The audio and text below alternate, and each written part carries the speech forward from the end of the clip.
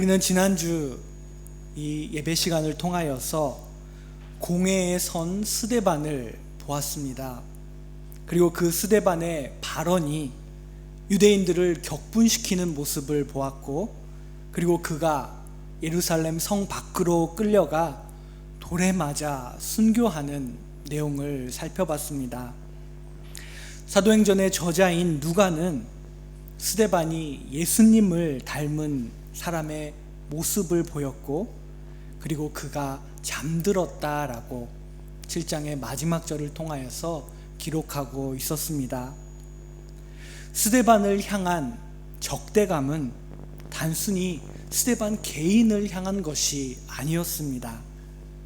스데반의 이 사건이 계기가 되어서 예루살렘의 유대인들은 예수를 믿는 신앙 공동체 전체를, 이 공동체 전체를 격하게 적대하고 박해하게 됩니다. 오늘 본문 1절에는 그 모습이 기록되어 있습니다. 1절을 보면 사울은 그가 죽임당함을 마땅히 여기더라 라고 기록되어 있습니다. 그가 라고 하는 것은 7장 마지막 절에 기록된 스데반입니다. 스데반이 죽임을 당하는 것이 마땅하다고 여겼던 한 젊은 사울이라고 하는 사람에 대해서 누가는 8장에 들어와서도 기록하고 있습니다. 이전에 사도들이 공회 앞에 섰던 때가 있었습니다. 그때의 사도들의 발언에 대해서 어떻게 대답해야 될지 모르는 그 공회 의원들을 인도했던 한 바리새인이 있었습니다. 그 사람은 가마리엘이라는 사람이었습니다. 그 가마리엘의 밑에서 이 율법에 대해서 배웠던 사람이 바로 이 사울이라는 사람이었습니다. 그런데 예수를 메시아 그리스도로 믿는 이 공동체에 대한 자세와 생각은 사울과 그의 스승이었던 가마리엘과 많이 달랐다라는 것을 우리는 발견하게 됩니다. 사울은 스데반을, 그리고 이 공동체에 속한 이 무리를 죽이는 것이 마땅하다라고 생각했다라는 것입니다. 그리고 그렇게 그 사람들을 죽이는 것이 그가 믿는 이스라엘의 하나님께 충실한 일이고 그 하나님을 잘 따르는 일이라고 아마 믿고 의심하지 않았을 것입니다. 다음 슬라이드를 보여주시겠습니까? 1절에 기록되어 있는 마땅히 여기더라 라는 이 원어를 살펴보면은 스네오도케오라는 이 헬라어가 사용되어 있습니다. 다양한 번역이 가능합니다. 마땅히 여겼다라는 개역개정의 번역도 가능하고, 그 외에는 그가 살해되는 것을 기뻐하였다, 그것이 그에게 있어서 당연한 것이었다, 혹은 그것을 정당한 일이다 라고 생각했다라고도 번역할 수 있습니다. NRSV 영어 성경은 사울이 그들이 스데반을 죽인 것을 어프루브하였다, 즉 그것이 정당한 것으로 생각했다, 여겼다라고 번역을 하고 있습니다. 이 1절의 이 표현은, 이 헬라어를 살펴볼 때에 우리는 왜 이 7장의 마지막 부분에서 스데반을 죽이던, 돌로 쳤던 사람들이 이 사울 발에 그들의 겉옷을 내려놓았는지를 생각해 볼 수 있습니다. 그는 율법의 전문가로서 스데반을 살해하는 일, 돌로 쳐서 죽이는 일을 도라, 율법을 근거로 하여서 마땅히 여겼고, 그리고 정당화하는, 어프루브하는 사람이었다라는 것입니다. 그는 사도행전 22장 3절을 통해서 볼 수 있는 것처럼 가마리엘의 문화에서 그의 조상들의 율법에 엄한 교훈을 받았다라고 스스로에 대해서 말하고 있습니다. 물론 이때는 사울에서 바울로 바뀌었을 때, 그때의 모습이긴 하지만 그는 가마리엘 문화에서 율법의 엄한 교훈을 받았기 때문에 이 스데반을 살해하는 일에 대해서도 그것을 율법적으로 정당화하는 논리를 충분히 만들어내고 해석할 수 있었던 사람이었던 것입니다. 성경을 연구하는 학자들은 그가 율법의 어떤 말씀으로, 어떤 부분으로 이 살해를 정당화했을까에 대해서 생각합니다. 그리고 신명기 13장에서 그 가능성을 찾습니다. 신명기 13장 7절을 보면은 이렇게 기록되어 있습니다. 내 형제나 자녀나 아내나 생명을 함께하는 친구, 즉 가족이나 아주 가까운 사이에 있는 친구가 만약 너를 꾀어서 살아계신 여호와 하나님이 아닌 다른 하나님, 다른 신들로 너희들을 이끌어 갈 때에는 이렇게 하라라고 그 말씀이 이어집니다. 9절을 보면 너는 용서 없이, 신명기 13장 9절에서 너는 용서 없이 그를 죽일 때에 먼저 그에게 네가 손을 대고 그 후에 뭇 백성이, 즉 이스라엘의 공동체 전체가 손을 대라라고 신명기에 기록되어 있습니다. 그리고 이어지는 10절을 보면은 내 하나님 여호와에게서 너를 꾀어 떠나게 하려 한 자이니 너는 돌로 쳐 죽이라라고, 이 돌로 죽이라는 내용까지도 기록되어 있는 것을 볼 수가 있습니다. 즉 스데반을 죽였던 사람들, 그리고 그 가운데 있던 사울이라고 하는 이 율법을 배운 젊은이는 다른 신들로 이끌어가는 그런 하나님을 향한 모독적인 사람들로서 이 초대교회의 사람들, 스데반과 초대교회에 속한 모든 사람들을 여기고 있었다라는 것입니다. 우리는 이런 사울의 모습을 통하여서 하나님의 말씀, 성경의 말씀을 우리의 지식이나 경험으로 읽는 것이 아니라 성령의 인도하심 가운데 읽고 해석하는 일이 얼마나 중요한지를 다시금 생각하게 됩니다. 베드로는 비록 가마리엘의 밑에서 배우진 않았지만 성령의 충만함 가운데 시편과 요엘을 통하여서 지금 일어나는 일들에 대해서 설교했던 모습을 우리는 이 장을 통해서 볼 수 있었습니다. 1절을 계속해서 살펴보면 그날에 예루살렘에 있는 교회에 큰 박해가 있었다라고 기록되어 있습니다. 스데반의 살해에 이어서 이제는 공동체 전체를 향한, 예루살렘의 교회를 향한 큰 박해, 이전까지와는 비교할 수 없는 큰 박해가 일어났다고 기록하고 있습니다. 여기 기록된 이 교회라는 단어는 사도행전 5장 11절에서 처음으로 등장하는 단어입니다. 성령 강림의 사건이 일어났던 모습을 기록하는 2장에서도 아직 교회라는 표현을 누가는 사용하지 않았습니다. 그런데 5장에 들어서 누가가 처음으로 교회, 헬라어로 에클레시아라는 단어를 쓴 것입니다.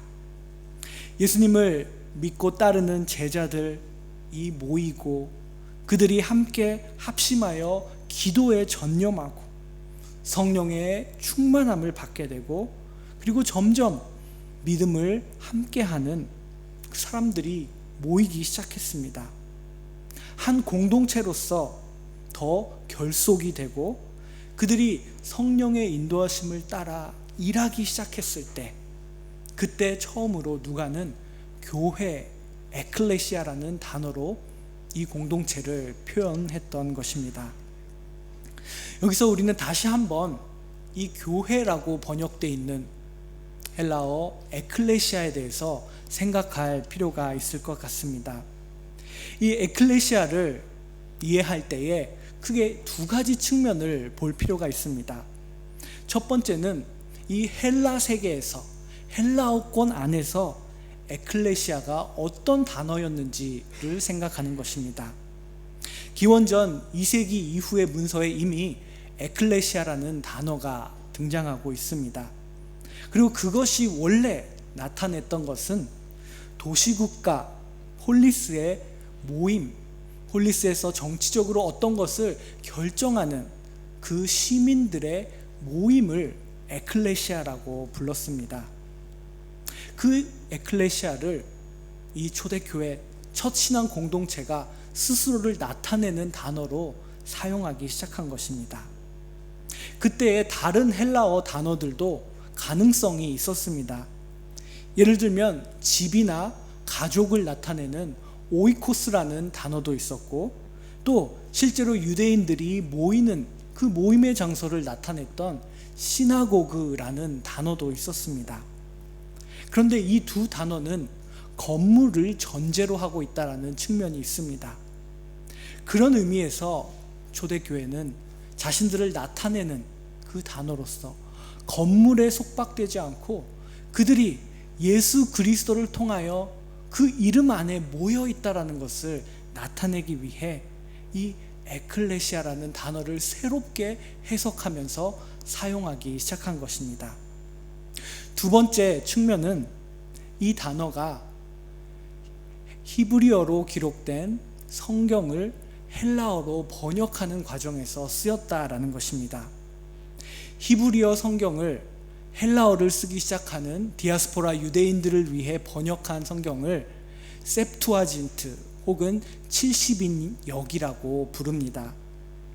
히브리어를 헬라어로 번역한 이 성경에서 모세가 이끄는 이스라엘 백성들이 시내산에서 하나님의 언약을 받으며 모였을 때 그 모임을 헬라어로 번역할 때에 에클레시아라는 히브리어를 헬라어로 번역을 한 것입니다. 그래서 이 단어에는 구약 성경이 나타내는 의미 또한 포함되어져 있습니다. 즉 하나님의 언약으로 하나님의 부르심을 받은 하나님의 백성들, 그리고 초대교회는 그 구약 시대의 하나님의 백성이 다시 한번 이 신약의 성령 강림 이후에 우리가 하나님의 부르심을 받아서 새로운 하나님의 백성으로 우리가 지금 서 있다라는 그 아이덴티티를 갖고 있었다라는 것입니다. 그런 의미에서도 그들은 이 에클레시아라는 단어를 스스로를 나타내는 단어로 사용을 한 것입니다. 지금 21세기에 이 동북아시아에서 살아가고 있는 우리들이 번역된 단어, 교회라는 단어를 볼 때에 우리는 어쩔 수 없이 우리가 봐왔던, 경험해왔던, 알고 있는 교회를 생각하게 됩니다. 하지만 이 성경에 쓰여져 있는 에클레시아라는 이 단어는 2000년 이상의 역사 이후에 지금 우리가 보는 교회하고는 아마 많이 다른 모습도 있고 또 공통된 모습도 있었을 것입니다. 그렇기 때문에 우리는 이 단어를 볼 때에 늘 성경으로 돌아가서 교회란 무엇일까? 하나님은 에클레시아로서 우리를 어떻게 부르고 계실까? 구약과 신약 성경을 통해서 끊임없이 교회를 생각할 수 있어야 된다는 것을 알 수가 있습니다. 하나님께서는 창조 이후에 한 번도 쉬지 않고 계속해서 역사하고 계십니다. 그 역사 속에 초대교회 에클레시아가 있었고, 그리고 지금 그 역사 속에 우리의 이 동경교회가 있다는 것을 우리는 이 교회라는 단어를 묵상하고 생각하면서 깨달을 수가 있습니다. 지금 이 예루살렘에서 일어난 에클레시아, 예루살렘의 교회에 큰 박해가 일어났다는 것을 1절에서 누가는 전하고 있습니다. 이전에도 종교 지도자들의 박해와 그들을 막으려고 하는 계략은 있었습니다. 그러나 이번에는 스데반을 돌로 쳐 살해함으로써 그들의 적대와 그들의 죽이려고 하는 그 마음이 아주 크게 표출되기 시작한 것입니다. 누가는 그 큰 박해 가운데 사울이라는 이 젊은이가 있었다라는 것을 기록하고 있습니다. 앞서 봤듯이 사울은 이 박해의 중심에 있었고 이 박해를 정당화하고 하나님의 이름으로 진행하는 사람이었다라는 것을 알 수 있습니다. 이 큰 박해가 일어났을 때 예루살렘의 교회는 유대와 사마리아 모든 땅으로 흩어졌다라고 1절 후반에는 기록되어 있습니다. 여기서 유대와 사마리아라는 이 두 지역의 이름을 볼 때에 우리는 1장에서 이미 본 예수님의 말씀을 기억합니다. 누가는 이 큰 박해로 인해 예수님께서 이미 사도들에게 말씀하신 그 말씀이 그대로 이루어져 가고 있는 모습을 전하고 있는 것입니다. 우리 다시 한번 1장 8절에 부활하신 예수님의 말씀을 보도록 하겠습니다. 오직 성령이 너희에게 임하시면 너희가 권능을 받고 예루살렘과 온 유대와 사마리아와 땅 끝까지 이르러 내 증인이 되리라 하시니라. 예수님의 부활을 경험하고 그 증인이 된 사람들, 그리고 그들 위에 성령의 충만함이 임했을 때 이 신앙 공동체가 탄생했습니다. 이 공동체는 역경도 문제도 외부적으로도 내부적으로도 경험했습니다. 그런 가운데 그들은 더욱 결속하였고 더욱 그들의 믿음을 강하게 하였고, 그리고 성령의 인도하심을 받아 그들이 해야 할 일을 하기 시작했습니다. 그러면서 점점 에클레시아, 교회가 되어간 것입니다. 그런데 예수님께서 이미 말씀하신 대로 이 공동체 예루살렘의 에클레시아는 언제까지나 예루살렘에 머물러 있을 수는 없었던 것입니다. 예루살렘에서 온 유대와, 지금은 유대의 중심인 예루살렘에 있지만 예루살렘의 모든 지방까지, 그리고 예루살렘에 넘어서 유대를 넘어서 사마리아와 그리고 땅 끝까지 그들이 흩어져 나갈 것을, 그리고 예수님의 부활의 증인으로서 하나님의 나라를 경험하고 이루어가는 사람으로서 살아가도록 예수님께서 말씀하셨기 때문입니다. 이 스데반의 순교가 6장 이후부터 이제 스데반의 순교가 나오는데, 그 순교 이전에 사도행전 6장까지의 신앙 공동체는 어떤 모습이었을까, 어떤 분위기였을까, 성경을 읽으면서 상상해 봅니다. 그들은 처음에는 서로의 연약함, 부끄러움을 다 알고 있는 사이였습니다. 그러나 한 곳에 모여 그들이 기도에 전념하기 시작했고, 그리고 성령이 임하고, 예전에는 경험해보지 못한 성령의 능력이 그들을 이끌어가고 있다는 것을 깨닫게 됩니다. 성령의 인도함을 받으면서 그들은 하나의 가족을, 혈연을 뛰어넘는 가족이 되어가고 재산이나 소유까지도 함께 나누며 필요를 채워줄 수 있게 되었습니다. 그들 가운데는 큰 기사와 표적이 일어났고 예루살렘의 모든 백성은 그들을 향하여 호의를 갖고 있었다라고 합니다. 그러면서 점점 세례를 받고 예수를 믿는 사람의 수가 늘어났다라고 누가는 6장까지 전하고 있었습니다. 여러분, 한번 생각해 보십시오. 얼마나 이 공동체 가운데 기쁨이 있었겠습니까? 하루하루 자신이 말씀 속에서 성령 충만함 가운데 변화해 가는 것입니다. 그리고 나뿐만 아니라 공동체 전체가 그렇게 늘 변화해 나아가고 체험하는 그런 기쁨이 있었을 것입니다. 예수님의 말씀의 뜻을 체험으로 깨닫게 되는, 예수님을 따라 살아가겠다고 그들의 믿음이 더욱더 강해져 나아가는 그런 신앙생활을 하고 있었습니다. 어쩌면 그들은 언제까지나 이 예루살렘에서, 이 예루살렘 에클레시아 속에 머물고 싶다라고 생각했을지 모릅니다. 이 환경, 이 상황을 잃고 싶지 않은 마음도 있었을 것입니다. 그런데 그들이 오늘 말씀에서 흩어지게 되었다라고 누가는 말합니다. 어쩌면 사도들 중에는 혹은 7명의 봉사자들 중에는 그들이 앞으로 흩어질 것이다라는 것, 예수님의 말씀을 기억하고 준비하고 있었던 사람도 있었을지 모릅니다. 이제 드디어 그 날이 오게 되었습니다. 스데반이 죽었던 그 날 이후로 예루살렘의 에클레시아를 향한 적대와 박해와 공격은 이제는 더 이상 말로만 하는 것이 아니라 폭력이 있었고, 그리고 그들은 피난하지 않으면, 예루살렘을 떠나 도망하지 않으면 안 되는 상황이 된 것입니다.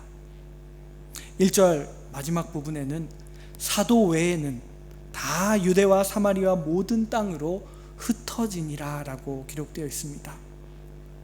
12명의 사도는 목숨을 걸고 예루살렘에 남았습니다. 그러나 다른 봉사자들 그리고 제자들, 그들과 함께 했던 이들은 이 큰 박해를 피해 유대와 사마리아로 모든 땅으로 흩어지게 된 것입니다. 큰 박해 속에서 도피하면서 떠나면서 그들은 그 길에서 무엇을 생각했을까요? 그 예루살렘에서의 기쁨이 넘쳤던 신앙생활, 그때로 우리는 이제 돌아갈 수 없는 것일까? 우리도 어쩌면 스데반처럼 돌에 맞아 죽을지도 몰라. 나는 괜찮아. 그런데 내 아내와 내 아이들은 어떡하지? 걱정하는 사람도 있었을지 모릅니다. 이 큰 박해는 공동체 안에 있는 모두에게 예수 그리스도를 따른다라는 것은 무엇인가, 박해와 시련이라는 것은 어떤 의미인가라는 것을 생각하게 했을 것입니다. 그렇게 흩어지는 가운데 2절을 보면 경건한 사람들이 남아서 스데반을 장사합니다. 스데반의 시신을 그들은 갖게 되었습니다. 어쩌면 길에 버려진 시신을 수거해 온 걸지도 모릅니다. 그들은 스데반의 삶과 그가 남긴 말과 예수님의 닮은 그 모습을 기억하며 그가 잠들었던 그 사건을 상기하고 슬퍼하며 크게 울었다라고 기록되어 있습니다. 그는 부활하신 예수님과 만날 것이다라는 믿음이 있었지만, 그러나 그 스데반과의 이별은 여전히 사람들에게 큰 슬픔이었다라는 것을 알 수가 있습니다. 그러나 스데반의 마지막 기도를 그들은 기억하고 있었을 것입니다. 7장 60절에서 스데반은 마지막 때에 이렇게 기도했습니다. 무릎을 꿇고 크게 불러 이르되 주여 이 죄를 그들에게 돌리지 마옵소서. 이 스데반의 기도는 의미 없이 그냥 떨어져 버린 기도가 아닙니다. 우리는 사도행전을 계속 읽어나가면서 보게 되겠지만, 이 대박해에 스데반을 죽이는 곳에 있었던 사울이라는 그 청년, 스데반이 그 죄를 그에게 돌리지 마옵소서라고 기도했던 그 기도를 하나님은 들으셨습니다. 그리고 지금 이 큰 박해 속에서, 사울의 마음 속에서 하나님은 스데반의 기도에 응답하시며 일하고 계신다는 사실을 우리는 알 수 있습니다. 3절에서 그 사울에 대한 내용이 나옵니다. 사울이 교회를 잔멸할세 각 집에 들어가 남녀를 끌어다가 옥에 넘기니라. 스데반의 죽음으로 이제 이 박해는 더욱더 커지고 격해졌습니다. 그들은 에클레시아가 하나님으로부터 나온 것이 아니다라는 확신이 있었습니다. 이전에 사도행전 5장 38, 39절에서 가마리엘이 이 소행이 사람으로부터 났으면 무너져 버릴 것이다. 그러나 만일 하나님께로부터 났으면 너희가 그들을 무너뜨릴 수 없을 것이다 라고 말을 했는데, 지금 사울을 비롯한 박해하는 이들은 이것이 사람으로부터 나온 것이니 우리 손으로 잔멸해야 한다라는 확신 속에 이 일을 하고 있었던 것입니다. 사울은 에클레시아를 잔멸합니다. 각 가정마다 모여서 함께 성만찬을 나누고 그리고 교제하고 찬송을 부르며 그렇게 신앙생활을 이어갔던 에클레시아의 집집마다 들어가서 그들을 붙잡아 넘겼다라고, 옥에 가두었다라고 기록되어 있습니다. 그곳에는 남자가 있었고 여자가 있었고 나이든 자와 아이들이 있었습니다. 그리고 당시에 시대를 생각해 보면 노예들도 있었을 것입니다. 사울은 남녀 할 것 없이 다 잡아서 옥에 넘겼다라고 기록되어 있습니다. 성령 강림 이후에 사도들을 통해서 예수를 그리스도로 믿기 시작한 사람들도 있었을 것입니다. 그들은 예수님이 십자가에 달리실 때의 그 박해를 경험해 본 적이 없습니다. 즉 이 에클레시아 공동체 안에는 극심한 박해를 이미 경험해 본 사람들과 처음으로 이런 박해를 경험하는 사람들이 있었다라는 것입니다. 처음 경험하는 사람들은 이전에 들어왔던 박해와 그들이 정말로 피부로 경험하는 박해가 얼마나 다른지 체험하는 사람들이 있었을 것입니다. 그들은 스데반의 죽음을, 그가 잠들었던 모습을 기억합니다.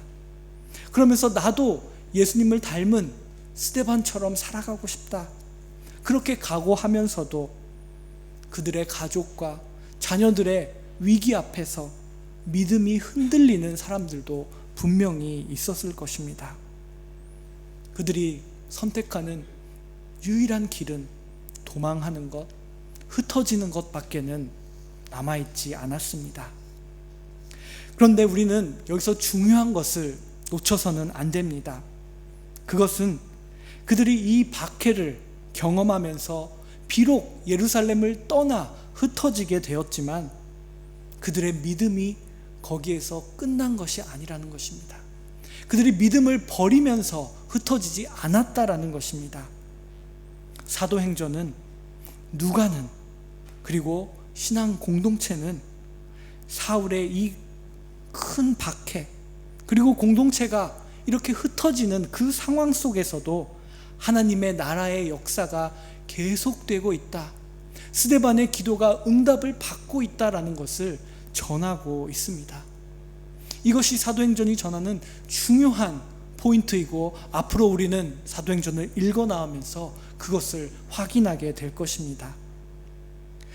오늘의 본문은 우리들에게 이상적인 신앙생활이란 무엇일까?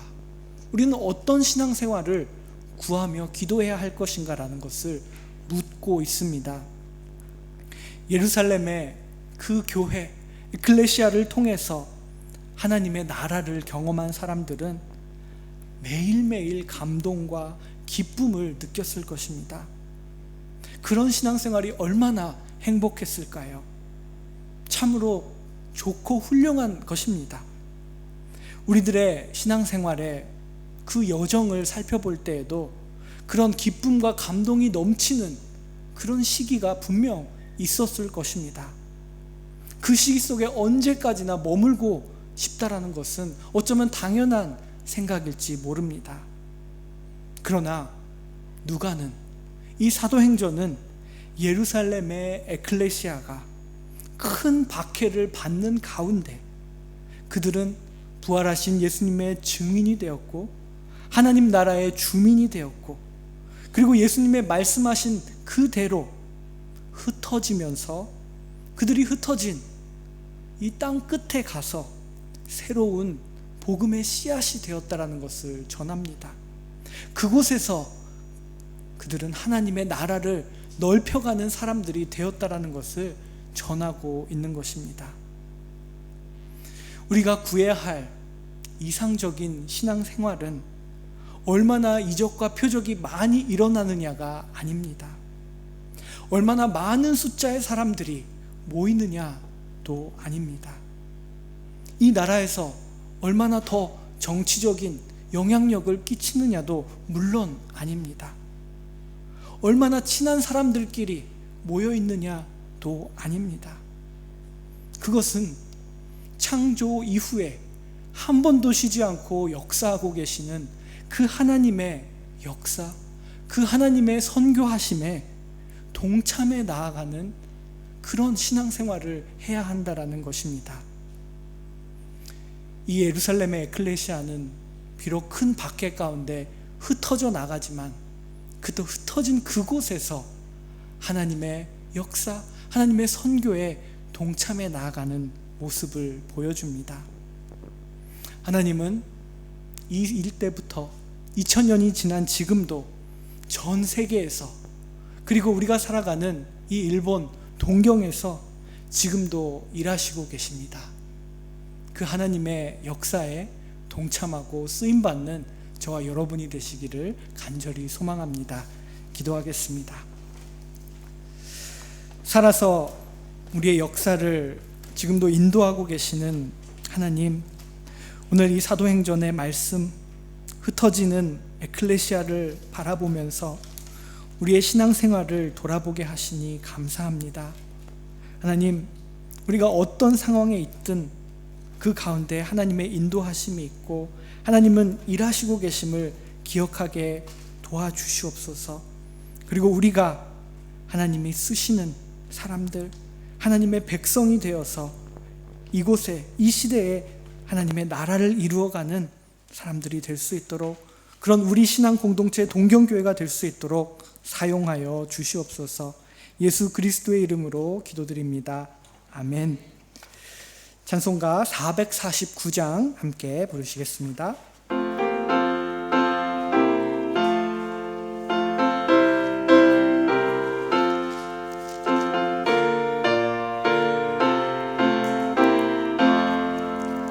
예수